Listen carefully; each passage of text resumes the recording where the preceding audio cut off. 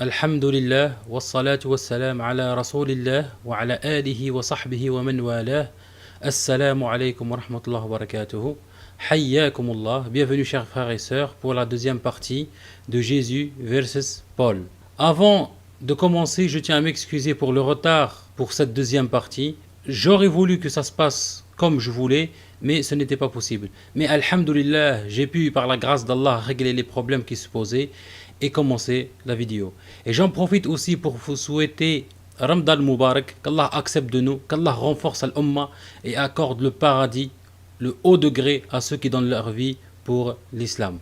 Pour ceux qui ont vu la première partie et qui se souviennent surtout, on a déjà commencé par apprendre qui est Paul, l'enseignement qu'il a reçu, comment il a persécuté les adeptes de Jésus et enfin sa prétendue conversion au christianisme comme on a vu, qui est d'ailleurs toujours une affaire non élucidée.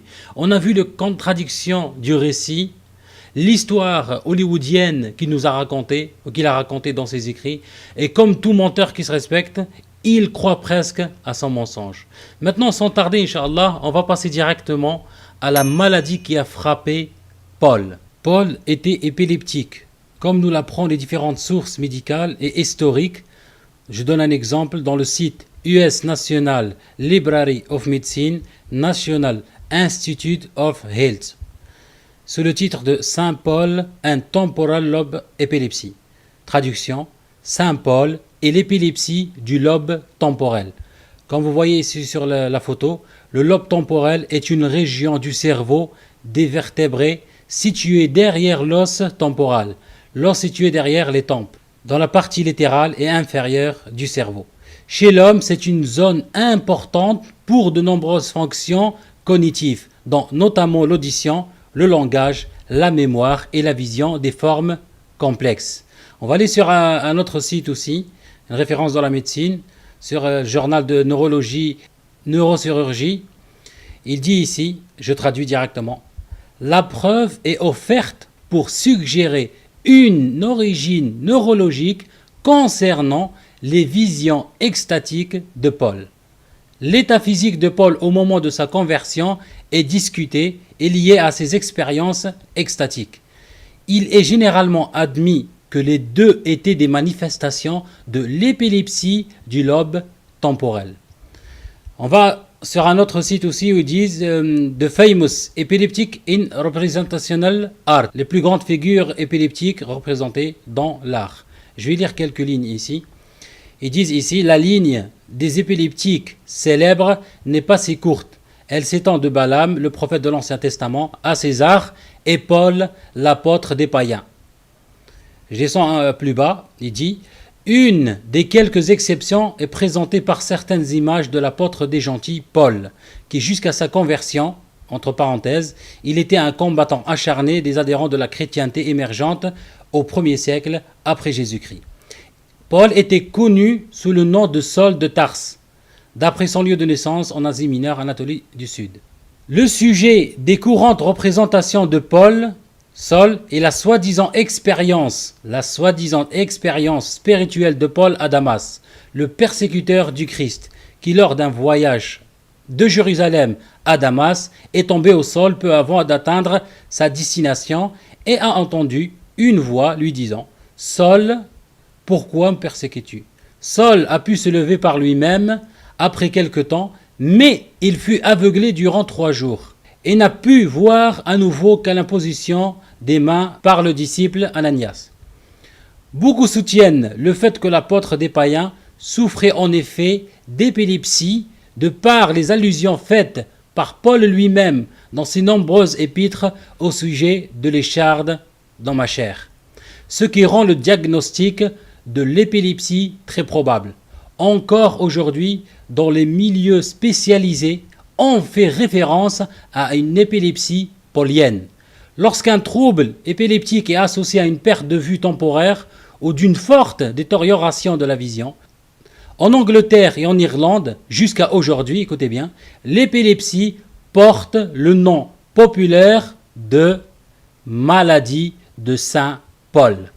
L'expérience de Damas et la chute, la sensation d'hallucination et la cécité temporaire sont considérées par certains spécialistes de l'épilepsie comme un symptôme d'une épilepsie focale qui se manifeste dans une aggravation générale et dont l'origine se trouve dans le centre de la vision, lobe occipal du cerveau.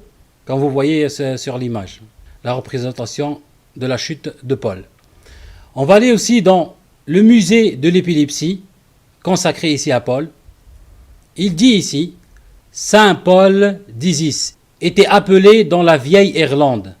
La maladie de Saint Paul. Le nom repose sur une supposition qui laisse à penser que l'apôtre lui-même a souffert d'une épilepsie.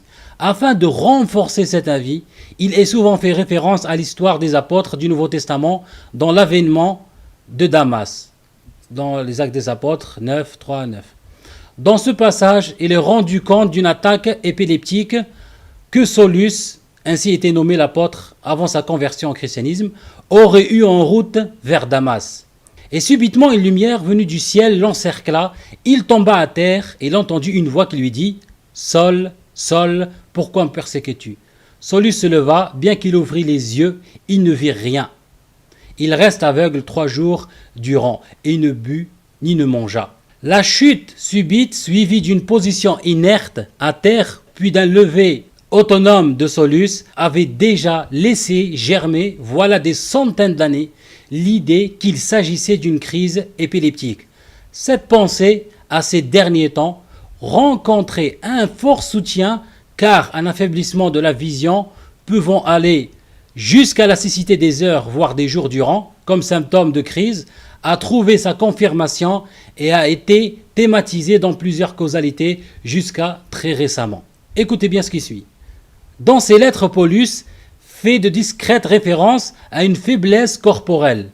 Peut-être même fait-il allusion à une maladie chronique. Dans la deuxième lettre aux Corinthiens, il est dit par exemple au chapitre 12, 7, « Vous ne m'avez fait aucun tort. Vous savez, ce fut à cause d'une infirmité de la chair que je vous ai pour la première fois annoncé l'évangile. Et a mis à l'épreuve par ma chair, vous m'avez témoigné ni mépris ni dégoût. Vous m'avez reçu au contraire comme un ange de Dieu, comme Jésus-Christ. Dans l'Antiquité, il était d'usage, écoutez bien, de cracher en présence d'un épileptique, soit par dégoût, soit par peur de contamination. C'est pourquoi l'épilepsie était nommée morbus insputatus, la maladie devant laquelle on crache. Je pourrais encore citer d'autres sources, mais je crois que c'est assez comme ça. Alors, pour résumer, ici, Paul a eu une crise d'épilepsie avec tous les symptômes. On peut comprendre que recevoir une révélation n'est pas chose facile, mais Paul, lui, a eu une épilepsie qui est aussi une maladie difficile. On va passer, Inch'Allah, à l'enseignement de Paul et l'enseignement de Jésus. La logique veut que celui qui se repent doit suivre les enseignements de son maître et de son Dieu. Prêcher ce que son maître a prêché. Ça veut dire que Paul, si vraiment il s'est repenti, il devrait suivre l'enseignement de Jésus et le prêcher sans rien changer. Mais quand on analyse les enseignements de Paul et ceux de Jésus, on comprend vraiment que Paul enseigne le contraire de son maître prétendu Jésus. Comment un pseudo-disciple peut enseigner le contraire de son maître ? Je vous pose la question. Qui est au-dessus de l'autre, le maître ou le disciple ? N'allez pas chercher plus loin, parce que la Bible nous répond dans Matthieu 10, 24, où il est dit « Le disciple n'est pas plus que le maître, ni le serviteur plus que son seigneur. » Alors normalement, si on suit la logique ici, et si on suit le verset de la Bible, Paul devrait suivre scrupuleusement l'enseignement de son maître Jésus. Maintenant, on va regarder et comparer entre les deux enseignements, ceux de Paul et ceux de Jésus. On va commencer ici par exemple, la vie éternelle.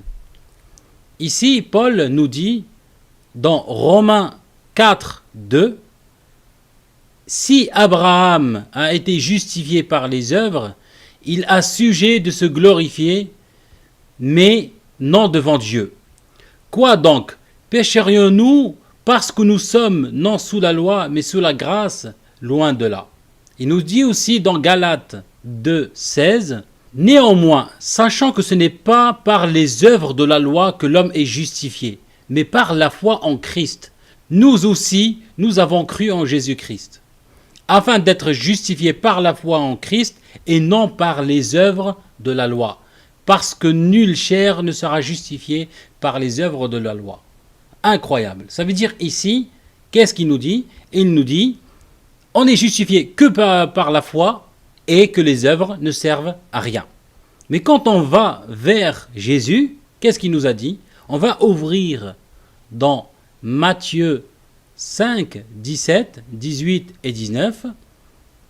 Il dit, « Ne croyez pas que je suis venu pour abolir la loi ou les prophètes, je suis venu non pour abolir, mais pour accomplir. Car je vous le dis en vérité, tant que le ciel et la terre ne passeront point, il ne disparaîtra pas de la loi un seul iota ou un seul trait de lettre jusqu'à ce que tout soit arrivé. Celui donc qui supprimera l'un de ces plus petits commandements et qui enseignera aux hommes à faire de même sera appelé le plus petit dans le royaume des cieux.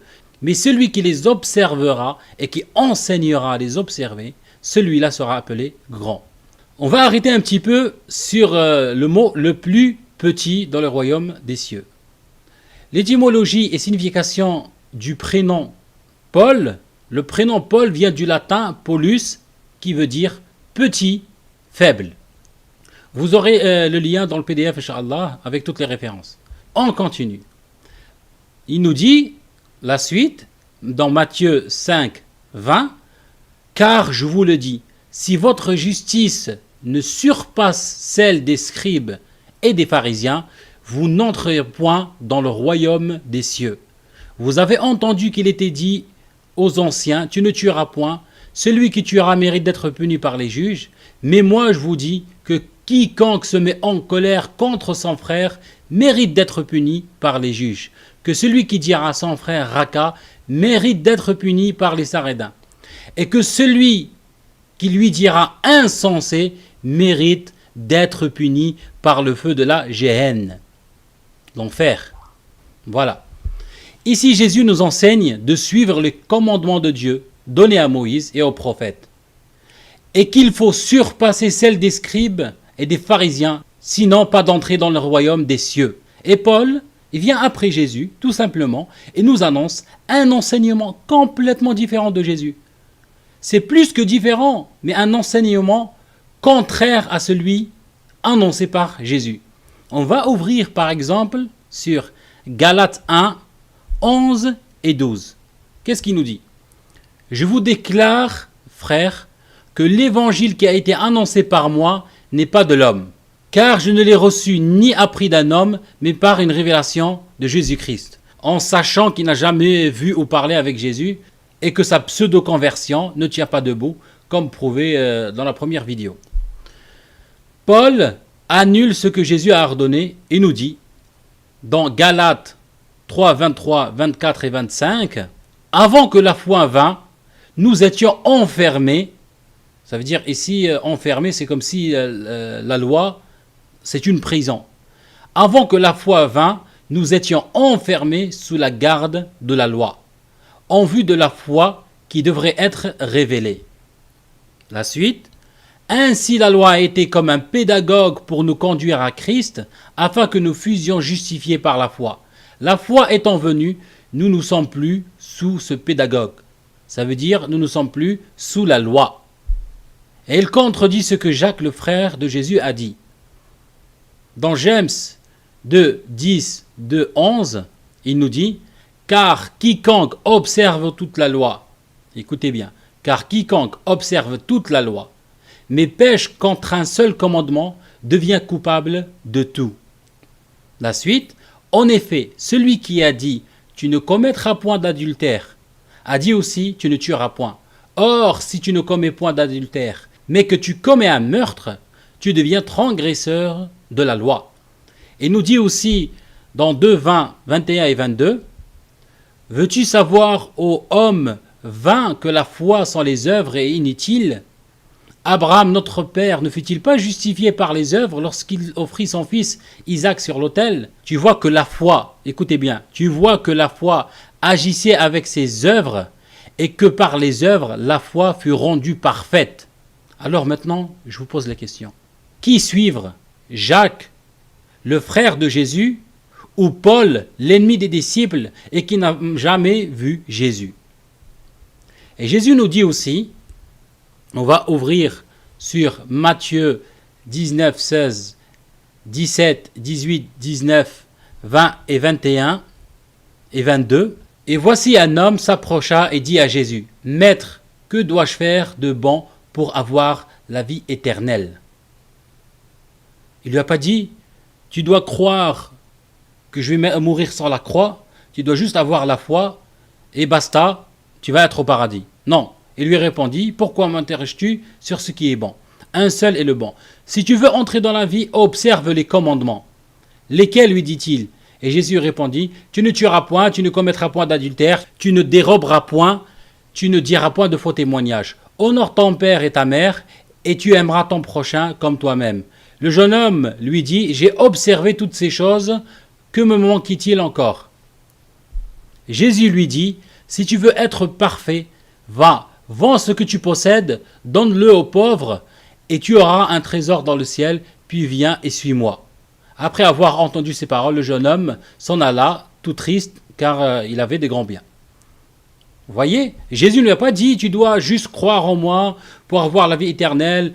Voilà, juste attends que je sois crucifié, et tu dois croire à ma crucifixion, et tout et tout. Non, il lui dit, observe les commandements, contrairement à Paul. Il nous dit aussi dans Jean 14, 21, écoutez, celui qui a mes commandements et qui les garde, c'est celui qui m'aime. Et celui qui m'aime sera aimé de mon Père. Je l'aimerai et je me ferai connaître à lui. C'est grave ce verset-là. Ça veut dire, tous les chrétiens qui prétendent aimer Jésus, mais qui ne suivent pas son message, ce n'est pas de l'amour. J'appelle ça de l'hypocrisie.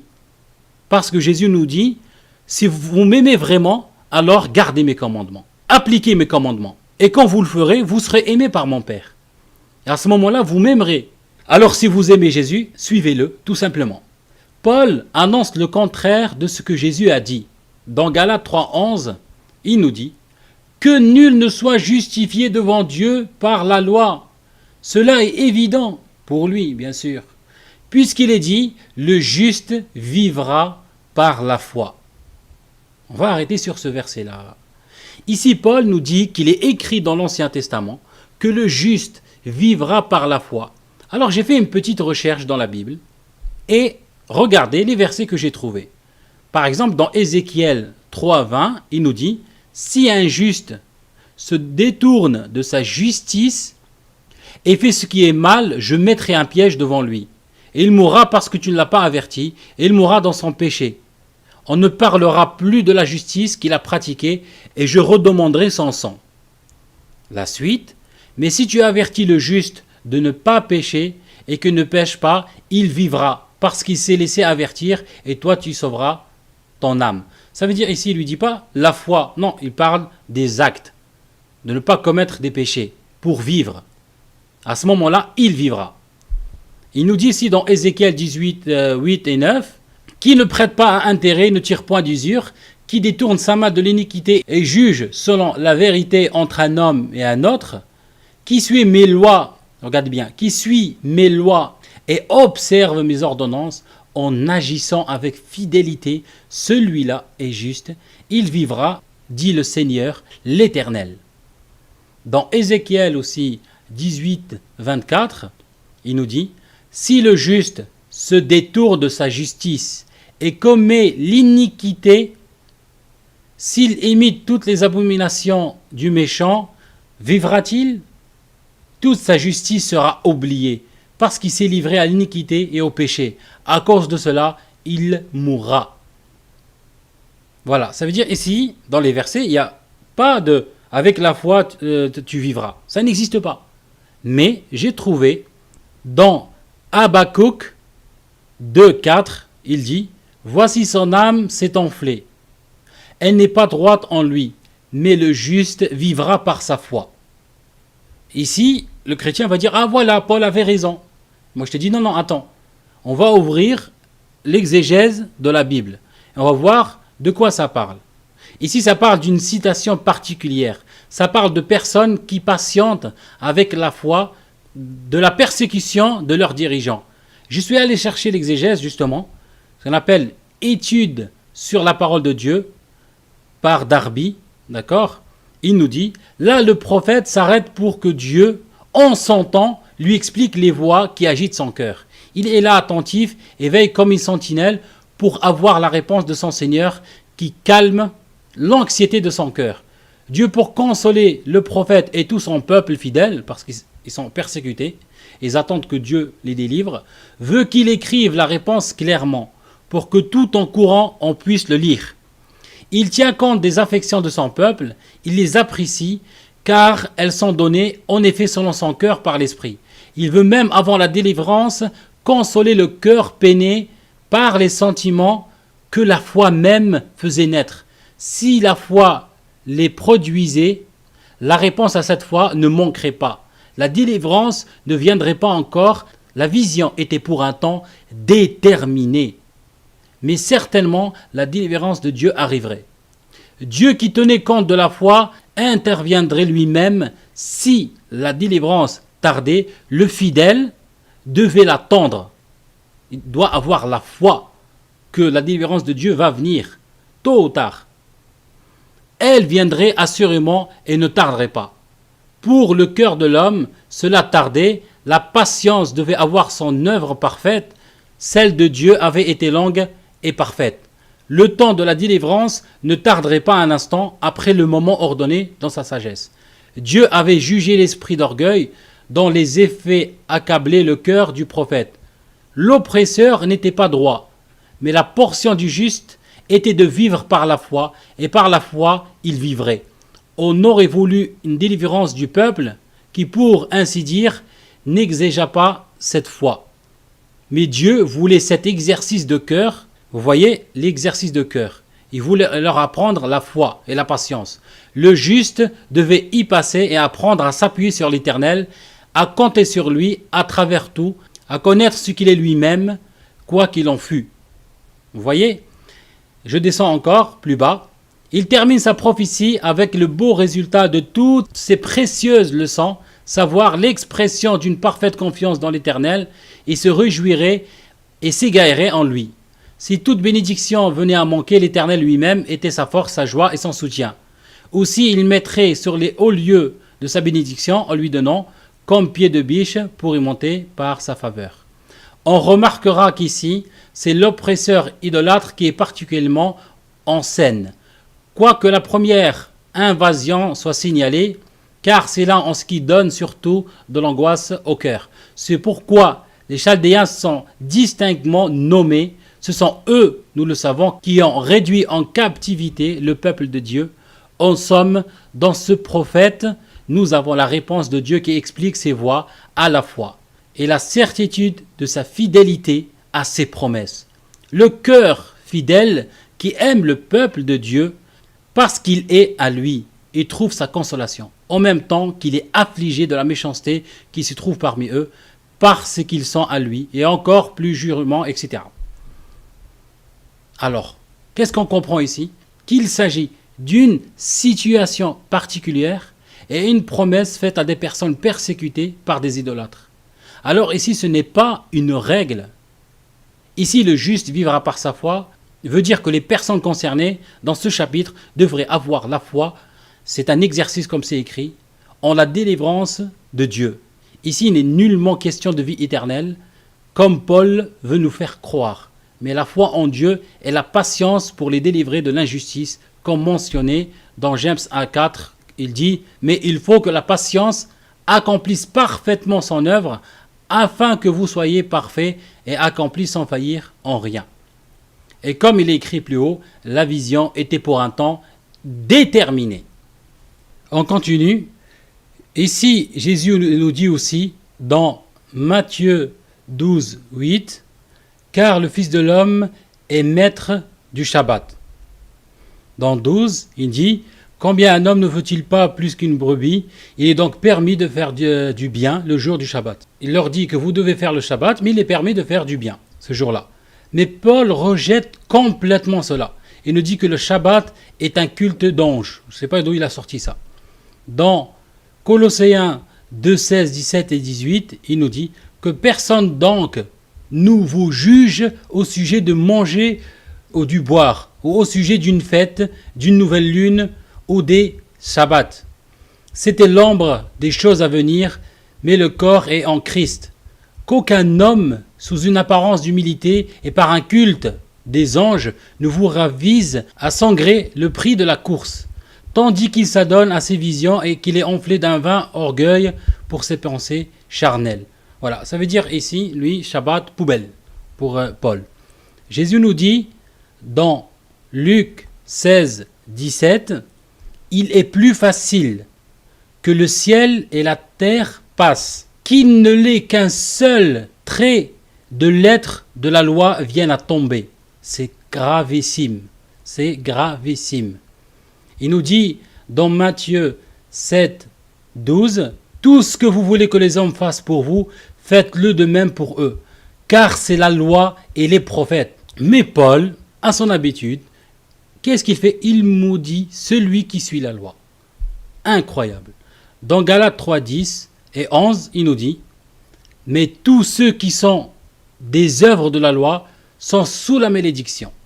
Car il est écrit « Maudit quiconque ne persévère pas dans toutes les choses qui sont écrites au livre de la loi pour les faire.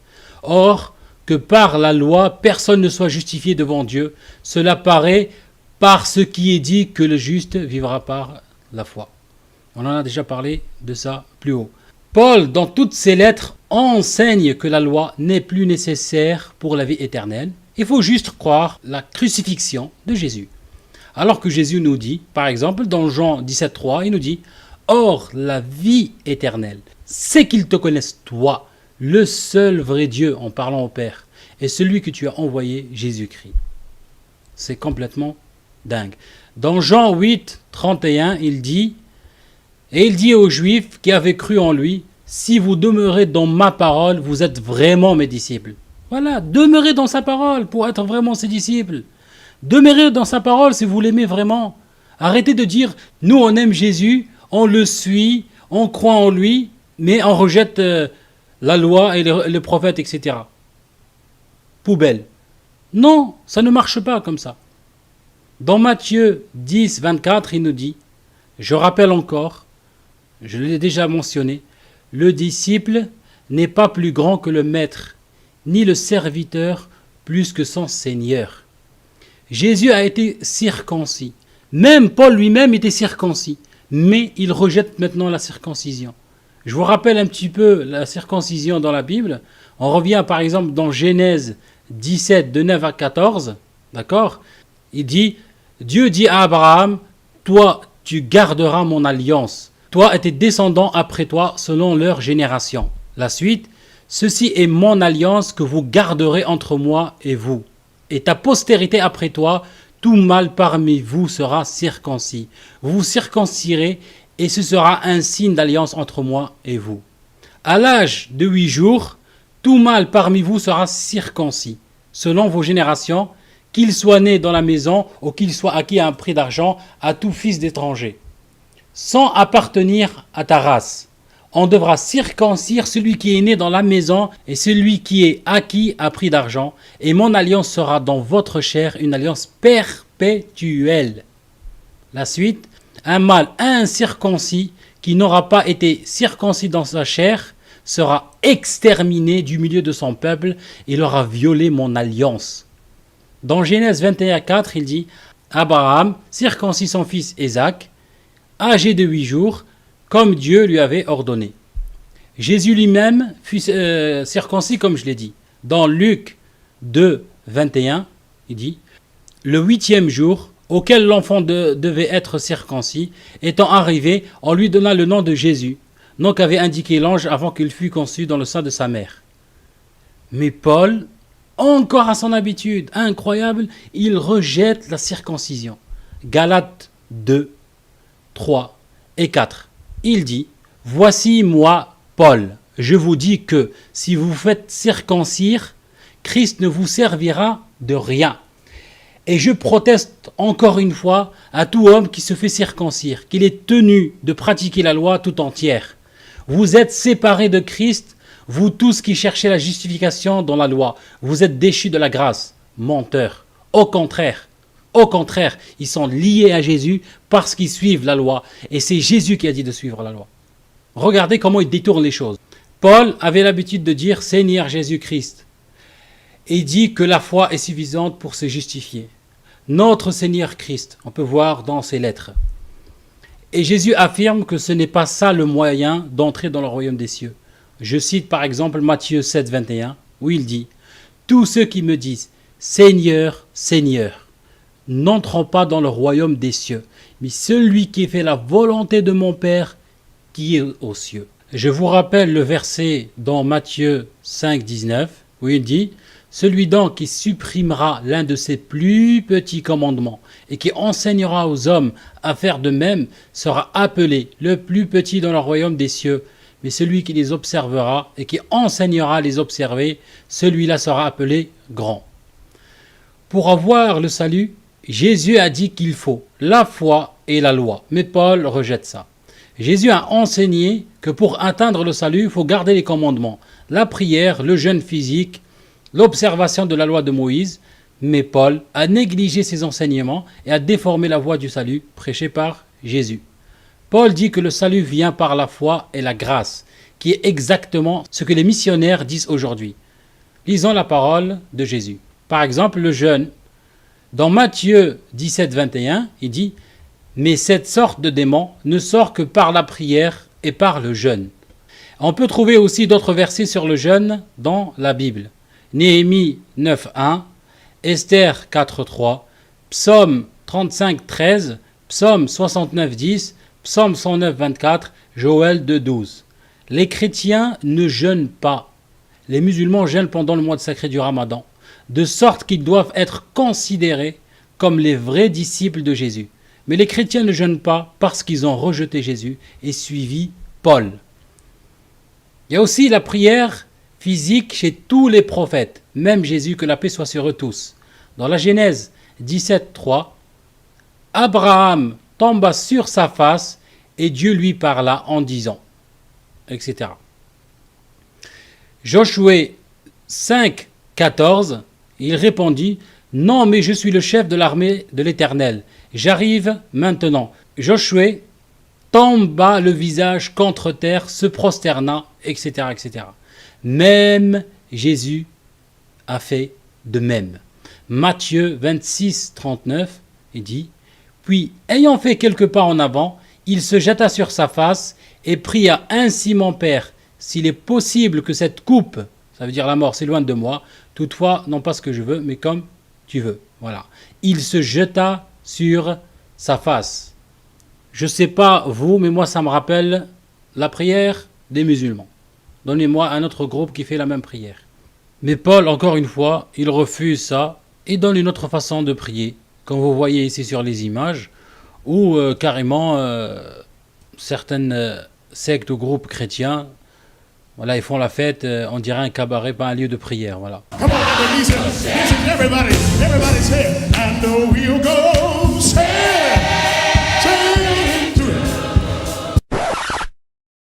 On va ouvrir sur Philippiens 2.10, il nous dit, afin qu'au nom de Jésus, tout genou fléchit dans les cieux, sur la terre et sous la terre.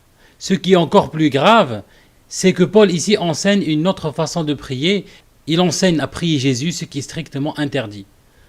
Regardez ce qui est écrit dans Ésaïe 45, 23. Il dit « Je le jure par moi-même, la vérité sort de ma bouche et ma parole ne sera point révoquée. Tout genou fléchira devant moi, toute langue jurera par moi.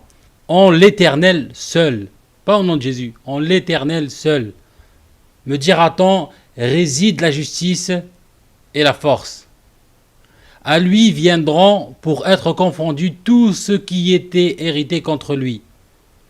Par l'Éternel seront justifiés et glorifiés tous les descendants d'Israël. » On va aller sur la première lettre aux Corinthiens, 10, 23. Il nous dit, Paul lui-même, tout est permis. Pour Paul, tout est permis. Comme on voit maintenant les chrétiens, voilà, ils se marient pas, ils boivent de l'alcool, fornication, etc., etc. Tout est permis. Mais tout n'est pas utile. Tout est permis, mais tout n'édifie pas. Il dit dans 25, mangez de tout ce qui se vend au marché, sans vous enquérir de rien par motif de conscience. Ça veut dire qu'ils peuvent manger même cannibalisme, quoi, manger même la viande des êtres humains. Imaginons. Si un non-croyant vous invite et que vous vouliez y aller, mangez de tout ce qu'on vous présentera, sans vous enquérir de rien par motif de conscience. Réfléchissons sur ce verset-là. Ça veut dire maintenant, nous en tant que musulmans par exemple, on ne peut pas manger avec tout le monde. On ne peut pas par exemple manger avec les chrétiens puisque eux ils ne font pas l'abattage rituel. On peut manger avec les juifs. Ils font l'abattage rituel. Mais ici Paul nous dit, un non-croyant vous invite, mangez, il n'y a pas de souci.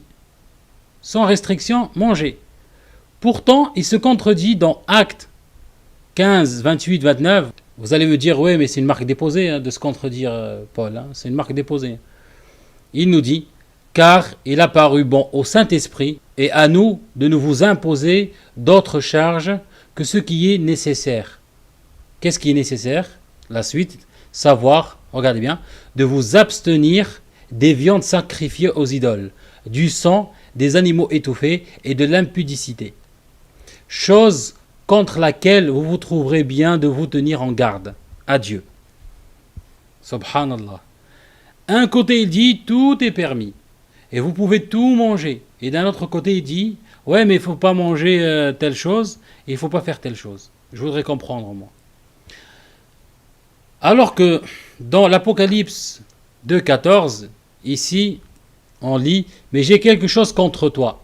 C'est que tu as là des gens attachés à la doctrine de Balaam, qui enseignait à Balak à mettre une pierre d'achoppement devant les fils d'Israël. Regardez bien, pour qu'ils mangeassent des viandes sacrifiées aux idoles et qui se livrassent à l'impudicité. Ça veut dire c'est grave, l'impudicité et de manger de la viande sacrifiée aux idoles. Alors que Paul il dit, mangez, il n'y a pas de souci. Je voudrais comprendre sérieusement comment il dit de manger tout ce qu'on vous donne et en même temps de s'abstenir de la viande sacrifiée aux idoles. Même les disciples ici se méfiaient de Paul. Dans Actes 9, 26, lorsqu'il se rendit à Jérusalem, Saul de se joindre à eux, mais tous le craignaient, ne croyant pas qu'il fût un disciple. Ils ont raison de se méfier de lui parce que Paul enseigne l'apostasie de la loi de Moïse. D'accord? Et c'est Jacques, le frère de Jésus, qui lui a reproché ça. Dans Actes 21, 21, il dit, le lendemain, Paul se rendit avec nous chez Jacques, le frère de Jésus, et tous les anciens s'y réunirent. Après les avoir salués, il raconta en détail ce que Dieu avait fait au milieu des païens par son ministère. Quand ils l'eurent entendu, ils glorifièrent Dieu, puis lui dirent, tu vois, frère, combien de milliers de Juifs ont cru, et tous sont zélés pour la loi. Or, écoutez bien, ils ont appris que tu enseignes à tous les Juifs qui sont parmi les païens à renoncer à Moïse, leur disant de ne pas circoncire les enfants et de ne pas se conformer aux coutumes. Si on continue dans le même chapitre, plus loin, on voit que Paul s'est fait tabasser. Je vais lire un petit peu, 27 et 28, il dit « Sur la fin des 7 jours, les Juifs d'Asie, ayant vu Paul dans le temple, soulevèrent toute la foule et mirent la main sur lui, en criant « Homme israélite, au secours !» Écoutez bien. Voici l'homme qui prêche partout et à tout le monde contre le peuple, contre la loi et contre ce lieu. Il a même introduit des Grecs dans le temple et a profané ce saint lieu. Et pour finir, j'appelle ça coup de grâce, Paul nous dit que Jésus est devenu une malédiction. Galates 3,13. Il nous dit, sans sourciller et même peut-être sans transpirer, je ne sais pas, Christ nous a racheté de la malédiction de la loi, étant devenu malédiction pour nous, car il est écrit, maudit est quiconque est pendu au bois. Subhanallah al-Adim. C'est grave, grave, grave. maudire Jésus, c'est complètement grave. Voilà. Maintenant, Inch'Allah, on va passer à la conclusion. Pour conclure, on a vu que Paul était un juif fanatique. Il persécutait les adeptes de Jésus, il les a livrés à la mort, participé à la lapidation d'Étienne, ravagé les églises, etc., etc. Mais comme il n'a pas réussi à détruire la religion de Jésus avec la force, alors il s'est introduit dans cette religion pour la détruire de l'intérieur. Il a raconté une histoire à dormir debout sur sa prétendue conversion, des versions contradictoires.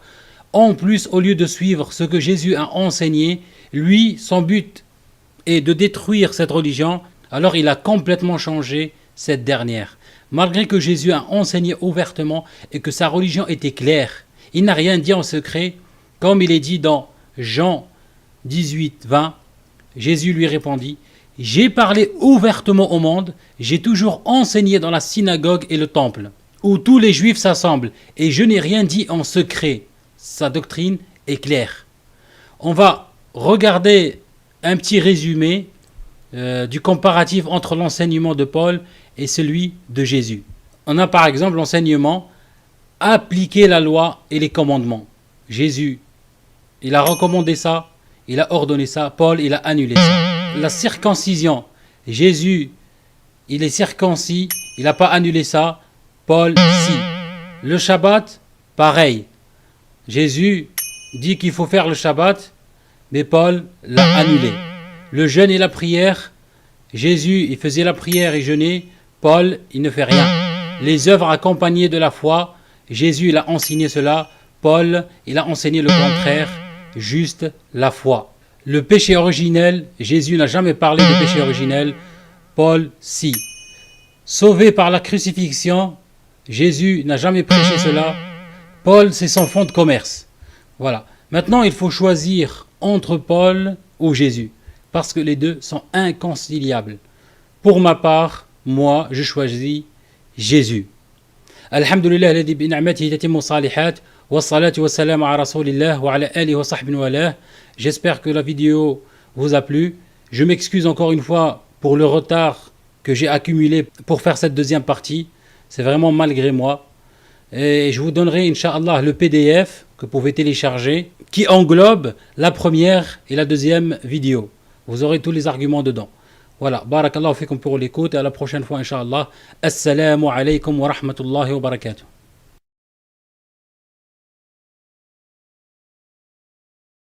Mm-hmm.